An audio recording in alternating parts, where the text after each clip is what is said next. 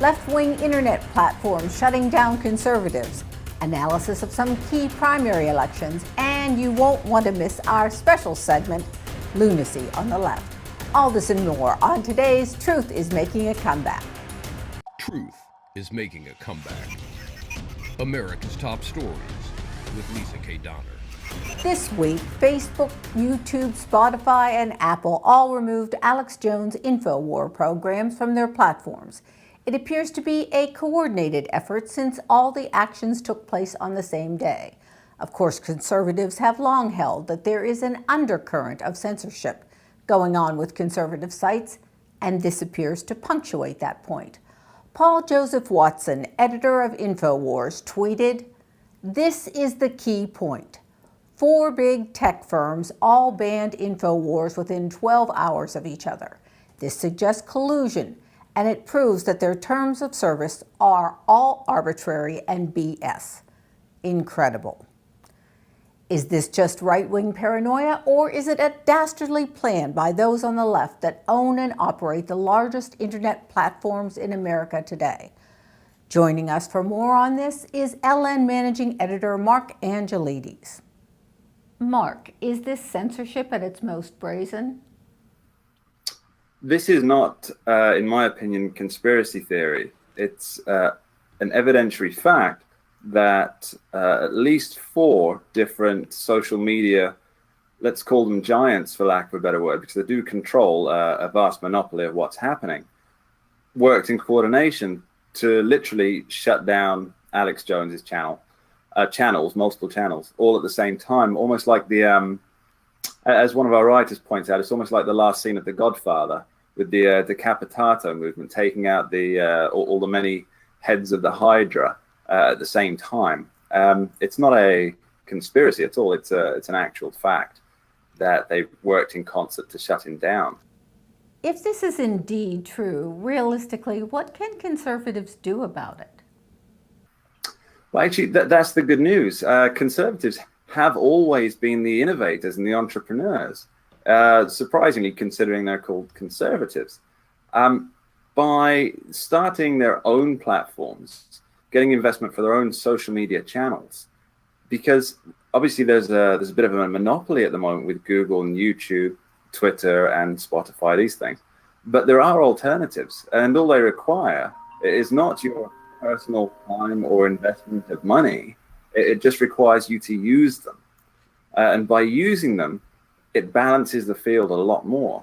So really what's being looked for is people who are actually just willing to use the platforms that are freely provided, but also have content creators. People are actually out there putting their thoughts out on videos, putting their thoughts out in short messages, in articles, tweets, although not on Twitter. And this is what's needed to rebalance the field. Do you think the increased publicity of the InfoWars situation will ratchet up the censorship or bring it down? Well, that actually depends on what their plan is, Lisa, what the original plan is.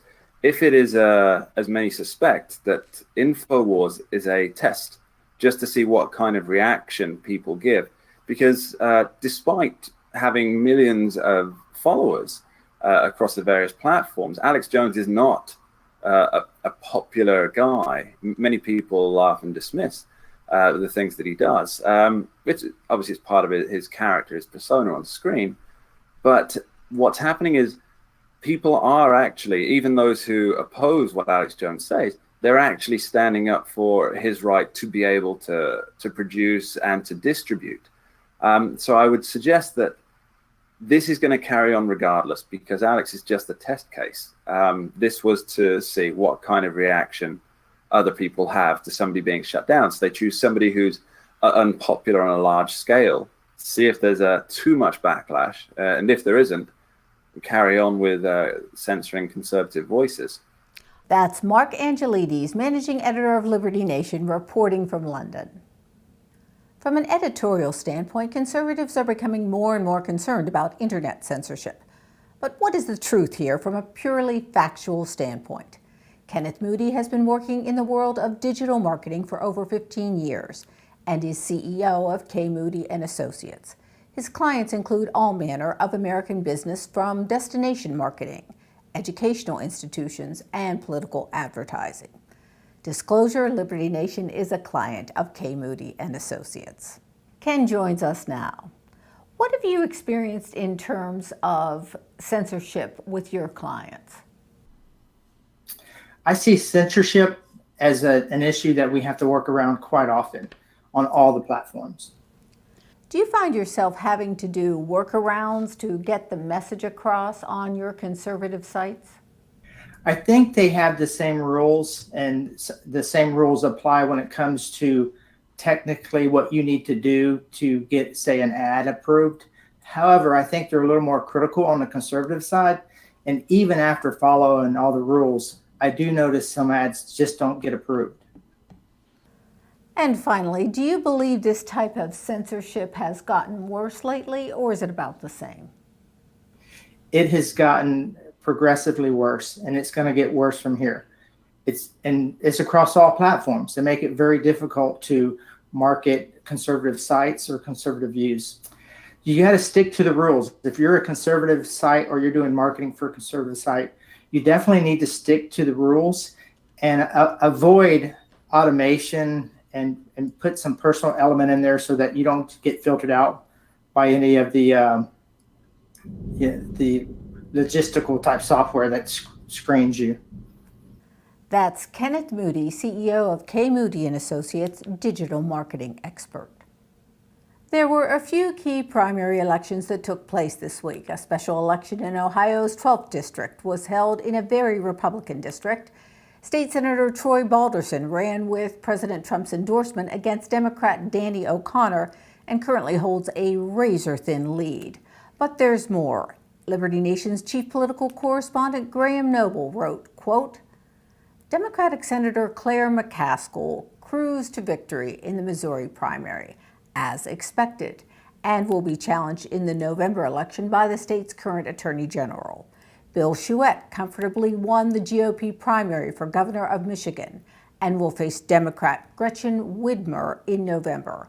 Whitmer's easy win over progressive Abdul El Sayed, who is endorsed by Bernie Sanders and socialist wunderkind Alexandria Ocasio-Cortez, is another indication that the extreme left of the Democratic Party does not possess the strength or momentum it pretends to command. Graham, let's begin with Ohio. We're talking a real nail-biter there. Yes, it really was, Lisa. And obviously, I think everyone expected it to be close. I think in the end, and of course, as it stands right now, that race is still too close to call because it will come down to the provisional and absentee ballots that still need to be counted. From a Republican point of view, far too close for comfort in basically what is essentially a deep red district. From a Democratic point of view, they're going to be able to, even if their candidate does not prevail in this race, they're going to be able to claim a victory of sorts. But of course, the Republicans can still say, hey, a win is a win. The Michigan Democratic primary is an interesting one to watch in terms of who will battle for the heart and soul of the Dems, don't you think?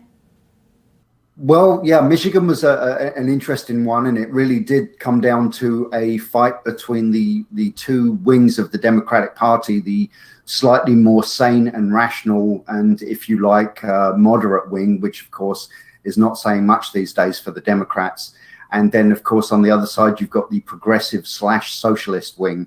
And they were really championing one of the candidates here, a gentleman named Abdul El Sayed, who is a progressive. He was being endorsed by Alexandria Ocasio-Cortez and by Bernie Sanders. And I think they really had high hopes for this gentleman. Also, they were playing a little identity politics because they were touting him as potentially America's first Muslim governor. And of course, in the end, he went down to defeat by a fairly large margin. So I think maybe that more extreme left wing of the party perhaps might realize that they don't quite have the strength and the energy that they really believe they have. We're almost out of time, but I did want to touch on Missouri. What do you think the primary outcome will be for Claire McCaskill? Well, McCaskill is obviously a vulnerable Democratic senator. Come the midterms, she's in the crosshairs of the Republican Party. Certainly, if the Republicans are going to make gains in the Senate, she is definitely one of the people they're hoping to unseat. She is going to face a tough fight against Josh Hawley, who is the current Attorney General and of the state. And I'm not sure that I would like to wager money on McCaskill actually losing her seat, but I think she's definitely very vulnerable, and that's going to be a big race to watch in November. That's Chief Political Correspondent Graham Noble. At Liberty Nation, we take pride in listening to our readers. One recently said that he wished he could get a digest of what's happening on the political left. Our man in Texas took this to heart and is now writing a column called Lunacy on the Left. Each week we showcase the opinions of the leftist establishment media outlets, Democratic politicians, and other prominent figures on the left. In short, we wade through the morass of leftist lunacy so you don't have to. On this week's hit parade are the following. Dallas quarterback Dak Prescott committed the unconscionable crime of standing during the national anthem. That's right, he refused to kneel in protest, so the left is slamming him. One New York Daily News columnist even went as far to say that Prescott is a, quote, lemonade-serving house Negro.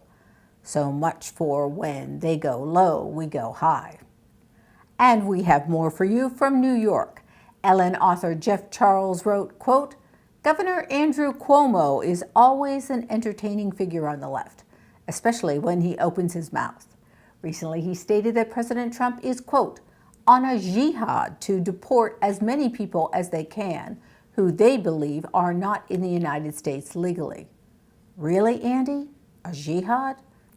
It appears that Andrew Cuomo does not know what that word means or why it could be construed as Islamophobic. Or perhaps he knows exactly what it means and he's attempting to lump conservatives in with Islamic terrorists. Oddly enough, nobody on the left called him out. But wait, we've saved the best for last. Yes, the ever-loving New York Times named an outspoken racist named Sarah Jeong to their editorial board. Among Jeong's pearls of wisdom are, quote, dumb, blanking white people marking up the internet with their opinions like dogs pissing on fire hydrants. Then, are white people genetically predisposed to burn faster in the sun, thus logically being only fit to live underground like groveling goblins? And finally, I was equating Trump to Hitler before it was cool. Ah yes, sweet Sarah has found a home at the New York Times. Mr. Charles joins us now. Jeff, what's your takeaway from the Jeong fiasco? It's an example of blatant hypocrisy. In the words of Doc Holliday in the movie Tombstone, it appears their hypocrisy knows no bounds. Because if anybody else had done this, let's say if it was a national review and they hired somebody who had made racist comments about Hispanics or about blacks, they would be up in arms and they would be running towards the outrage. And the idea that people would defend the tweets, including the New York Times, the Washington Post has defended them, MSNBC has, they basically go with the whole, you can't be racist unless you have power, which is basically them changing the definition of racism to fit their agenda. So that way they can say that only white people in America can be racist. Why do you think the left are protecting her so much on this? They don't care. They pretend to care about racism if it's against a minority, but they don't really care about racism overall. Really, they should be concerned about racism regardless of who the target is, but they're not. They're rushing to jump to defend her because it helps promote their agenda. Do you think this is part of a broader picture? Most definitely. Sarah Jeong isn't the first social justice warrior type to do this, and she won't be the last. The left has been on a campaign to redefine racism in America, and they have succeeded on a certain level. But when it comes to people who actually have some common sense, they're not necessarily buying into it. But yes, it is part of a broader movement to influence Americans to adopt a more left-wing point of view when it comes to race and culture and politics. That's Liberty Nation's author Jeff Charles reporting from Texas. And one final note, conservative sensation Candace Owens was issued a temporary suspension by Twitter after she tweeted Sarah Jeong's messages with a twist, replacing the word Jewish for white. Jeong suffered no such suspension. And now for my parting shot. The leftist media has breathlessly been reporting all week that first son Donald Trump Jr. met with a Russian to get dirt on Hillary Clinton. This is not new news. This isn't even news. Candidates and their surrogates meet all the time with people to gather information on their opponents. It's called opposition research. And as the president said, it's not only legal, it's par for the course. Perhaps the president's tweet in defense of his son was ill-timed. Perhaps it shouldn't have been brought up again at all. But for the New York Times, CNN, and everyone in between to be headlining the Donald Trump Jr. meeting again as something that is noteworthy is downright absurd. First of all, if the young Trump had planned to do something illegal, do you believe he would have held it in the Trump Tower in New York? Would he have readily admitted it was for the purposes of opposition research? And finally, would he have stepped up to the plate and admitted he'd been duped into attending a meeting that offered up a big, fat nothing burger? All this talk of collusion without a shred of evidence has become dull and derivative, but the progressive media is hanging onto it like a dog on his last bone, and it makes them look not just partisan, but kind of stupid in the process. It's time to put up or shut up regarding the Russian collusion narrative. Enough already with trying to concoct illegal activities out of ordinary political behavior. Somebody somewhere needs to give those on the left some new talking points, because at this point, they're not only boring us to death, but boring a hole in what little credibility they have left. And that's my parting shot. Ahead on LibertyNation.com, we have an in-depth analysis on whether the press is really the enemy of the people. We kick off a 12-part series on the Democratic love affair with Saul Alinsky. And Liberty Nation Radio, heard on the Radio America network from coast to coast, reviews the Paul Manafort trial. Thanks so much for watching. I'm Lisa K. Donner. Have a great week. Exhausted by all the fake news? On LibertyNation.com's YouTube channel, facts and fresh, bold analysis are what you get without the leftist spin. Subscribe today to the LibertyNation.com YouTube channel and get our Truth is Making a Comeback, America's Top Stories, with LN Editor-in-Chief Lisa K. Donner, an alternative to the leftist programs on TV. 5 facts, just the facts, ma'am, without the liberal bias. LN Radio, syndicated from coast to coast on the Radio America network. Listen to all the big names in politics with your host, Tim Donner. LN TV, the right analysis with our Liberty Nation authors from across the globe. The Uprising Podcast, fun and entertaining commentary on what's really going on in the swamp with Scott Cosenza and Tim Donner. All this and more when you subscribe to the LibertyNation.com YouTube channel today, because Truth Is Making comeback. truth is making a comeback. Visit us at LibertyNation.com.